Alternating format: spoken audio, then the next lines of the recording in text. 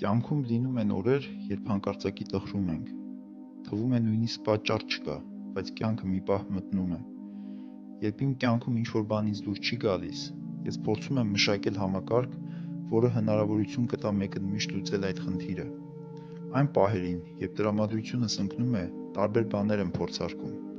Հաճախ օգնում է մարզվելը կամ նոր բան սովորելը։ Իսկ օրինակ, քաղցր ուտելը ես չեմ համարում տրամադրությունը բարձրացնելու լավ տարբերակ։ Մի օր էլ տրամադրությունս ընկած էր, երբ փորձեցի մի բան, ինչի արդյունքում էներգիայի մեծ ներհոսք զգացի, եւ օրս պայծառացավ։ Դա մի կարճ վարժություն է, որի իմաստն է գնահատել այն, ինչ ունես, եւ ուրախանալ դրա համար։ Նախապատմություն։ Այդ օրն անտրամադիր արթնացա ջերմուկի հյուրանոցներից մեկում։ Մեկշաբաթյա հանգստի վերջին օրն էր։ Տրամադրությունս ընկած էր, բայց որևէ լուրջ պատճառ չկար։ Դա այն պահերից է, երբ գիտակցում ես, որ քեզ մոտ կարծես ամեն ինչ լավ է, բայց ինչ-որ բան չի բավարարում։ Չես հասկանում, ինչը։ Ոգևորություն ուղղակի չկա։ Սովորաբար նման վիճակում երկար չեմ մնում։ Փոխում եմ մտքերս, կենտրոնանում եմ նրա վրա, ինչը ինձ ոգեշնչում է, եւ տրամադրությունս բարձրանում է։ Այդ օրը հիշեցի 88-ամյա պապիկիս։ Ես եւ պապս ապրում էինք տարբեր քաղաքներում։ Շաբաթական մեկ օր այցելում էի նրան եւ մինչեւ երեկո միասին էինք անցկացնում։ Պապս չէր համակերպվում ծերության հետ եւ անդադ բողոքում էր իր կյանքից։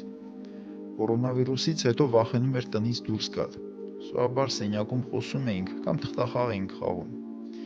Իմիջիայլոց միակ դեպքն է, երբ հասուն տարիքում ստիպված թղթախաղ եմ խաղացել։ Պապս հիշում էր իր երիտասարդ տարիների հետաքրքիր օրերը։ Պատմում էր բժշկական համալսարան ընդունվելու, իր մասնագիտական հաջողությունների, բժիշկ աշխատելու հետաքրքիր տարիների մասին։ Երբեմն մտքով ավելի հետ էր գնում իրենց գյուղ, երբ երեխա էր։ Ինչպես ինքն էր ասում, ինպես եռանդում եւ ակտիվ։ Կարող էր մի քանի ժամ ոգևորված պատմել, հետո միտքը վերադառնում էր ներկա, չեմ հասկանում, ինչպես ծերացա, տխուր կրկնում էր։ Այդ պահերին պապուս շատ էի խղճում, փորձում էի օգնել, որ գնահատի ներկան, բայց նրա մտքերն անցյալում էին, դա նրան ճնշում էր։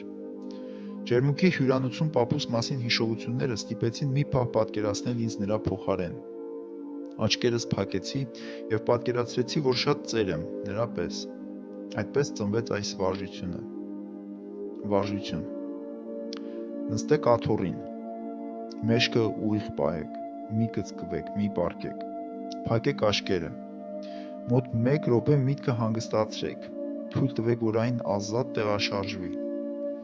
Ապա աչքերը չբացելով պատկերացրեք ձեզ այն ամենածեր հասակում, որ ձեր մտքով անցնում է։ Պատկերացրեք այդ տարիքում ձեր դեմքը, մաշկը, զգացողությունները, հագուստը։ Պատկերացրեք, որ գտնվում եք նույն սենյակում, որում հիմա նստած եք այդ նույն աթոռին։ Մենակ եք, շուրջը լուռ է։ Կարծես տիեզերքի ողջ ուշադրությունը ձեզ վրա է։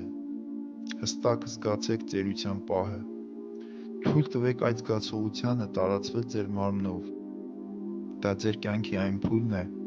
որը լինելու է օրինակ 30 կամ 60 տարի հետո։ Իսկ հիմա պատկերացրեք, որ աթոռին նստած ծեր մարդը հիշում է իր անցյալը։ Մտքով նա տեղափոխվում է իր երիտասարդ կյանքի այն նույն օրը, որում հիմա եք։ Նա մանրամասը հիշում է այդ օրը, ինչպես արթնացավ, ինչ արեց, ինչ խոսեց հարազատների հետ, ինչ խնդիրներ էին նրան անհանգստացնում, ինչ կարող էր անել, բայց չէր անում։ Խնդիրները, որոնք այդ օրը նրան մեծ էին թվում, ծեր հասակում թվում են այդքան անեական։ Նա երազում է վերապրել տարիներ առաջ ընկած այդ օրը եւ համաձայն է ունենալ իր նախկին բոլոր խնդիրները։ Նա գիտակցում է, որ դա սովորական օր չէր, այլ երջանիկ օր էր։ Դա այն օրն էր, երբ երիտասարդ էր եւ այնքան բան կարող էր անել։ Իսկ հիմա բացեք աչքերը։ Դուք ունեք այդ օրը։ Դուք ունեք այդ օրը։ Դուք ունեք այդ օրը։